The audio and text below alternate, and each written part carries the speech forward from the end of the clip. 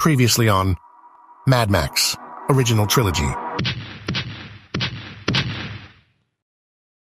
We begin Max Rokitansky's story in a few years from now, that is, in the near future in Australia, where civilization still dresses normally and tries to maintain a normal and peaceful life in the midst of a global energy crisis. However, law and order is crumbling. Immortal, overacted gangs are beginning to grow in the cities. The main patrol force, or in its perfect initials MFP, is the last line of defense against total anarchy. When a criminal named Knight Rider steals a car and kills a police officer in the chase, the MFP calls for reinforcements from their best pursuer, Max. Knight Rider realizes he is no match for Max and ends up crashing in an explosive finale. Later at home, Max relaxes with his loving wife and son. Max is called to MFP headquarters by his good friend Goose, who is eager to show him something, a special supercharged V-Interceptor, a vehicle guaranteed to be the fastest on the road. Meanwhile, the late Knight Rider's gang is introduced, led by the insane and even more overacting Toecutter. While collecting his friend's body, the gang goes wild in the town and attacks several of the locals. Max and Goose arrest one of the bikers, Johnny the Boy, when they find him at the crime scene. Unfortunately, as no witnesses show up for Johnny's trial, he is released. Gus ends up furious, leaving tension between the gang and the MFP with threats involved.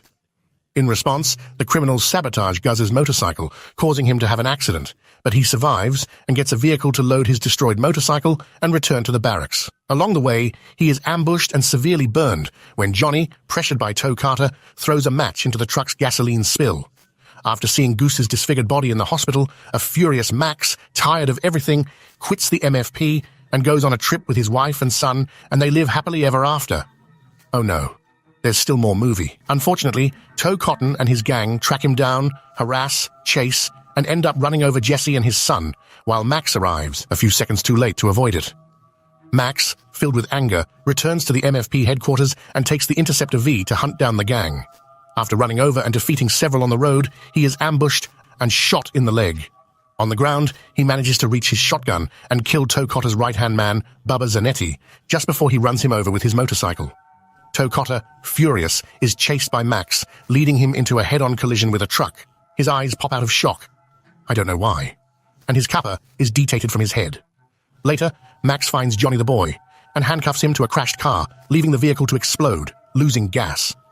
Max goes full jigsaw and throws a saw at Johnny, telling him how little time he has left before it explodes, that it would be quicker to cut off his foot and not the handcuffs. Johnny begs for his life while Max leaves him to die, inspiring an entire horror movie franchise. Simultaneously, Max leaves and the car explodes in the background, ending this story of revenge. The energy crisis led the world to wars over oil and water, leaving it in a desert and destroying civilization. Because war never changes. We pick up Max's story several years later. Law and order has completely vanished. Max now roams the roads in his special supercharger, hunting for food and fuel, battling other scavengers. Max's only companion is a stray dog. After a violent encounter with a group of marauders, Max meets the extremely dangerous and unsubtle Wes, who flees, leaving a relieved Max to save some of the fuel that spills from a truck on the side of the road. Inspecting the truck, Max finds the dead body of the driver, from which he picks up a small musical box, which when played reminds Max of happier times. Max continues on his way and comes across an abandoned mini-helicopter, but the pilot ambushes it and captures it, but Max quickly reverses the situation. Instead, out of Max's mercy, the pilot, as Reedon, agrees to take Max to a nearby refinery, where perhaps he could take all the gasoline he can carry. Unfortunately, the compound is under siege by a band of marauders straight out of Christian Grey's fantasies. The gang is led by Lord Humongous and Wes as his second-in-command. The gang escapes, but not before attacking some of the people, while Max and the pilot are witnesses. Max makes a deal with a badly injured survivor to take him back to the compound in exchange for some tanks of fuel.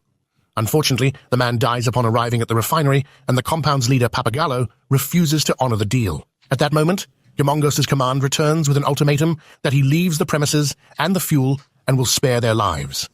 Of course, he's lying. After Wes's partner is killed by a wild child's boomerang, Humongous promises Wes revenge, and they leave. I don't know why they don't kill them there, but they just leave.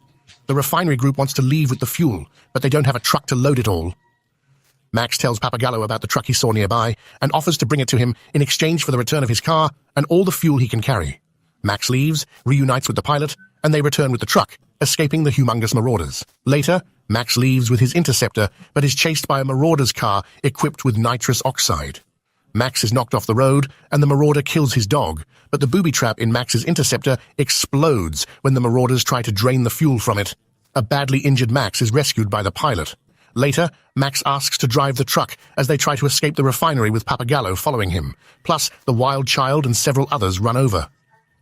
Breaking through the Among Us blockade with the help of the helicopter pilot, the refinery is destroyed behind them, while a convoy of civilians escapes in another direction.